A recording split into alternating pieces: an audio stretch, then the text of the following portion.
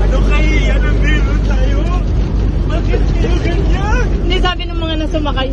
Akala namin po ano to, pasahero. Ano outing niya? Nagkakamag-ana. Parang mali yata yung nasakyan ng ano. Oo. Outing po ito. Bakit po kayo sumakay? Isa pa daw. Isa pa daw, PJ. Isa pa nga. Yehey, nakaupo. Salamat. Salamat po dahil nakaupo siya.